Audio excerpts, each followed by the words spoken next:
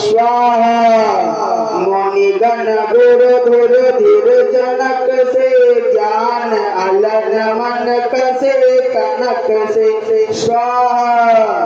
जे निरंजन लेप उपाए पद्म पात्र जिमि जग जल जाए स्वाहा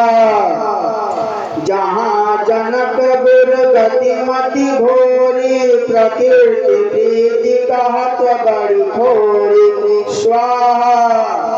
बरनत रघुबर भरत वियोग सुनि कठोर कवि जानहि लोग स्वाहा सेवक सचिव भरत रुख पाई निज निज काज लगे सब जाई स्वाहा सुनि दारुण दुख दोहु समाजा लगे चलन के साजन साजा स्वाहा प्रभु पद पद्म बंदित भाई चले शीस धर राम रजाई स्वाहा सानुज रामन पहि सिर नाही कीनि बहुत विधि विनय बड़ाई स्वाहा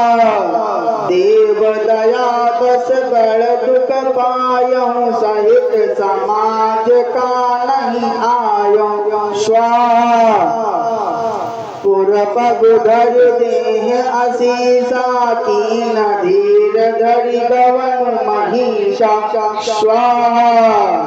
मुनि महि देव साधु सन माने विदा किए हरिहर सम जाने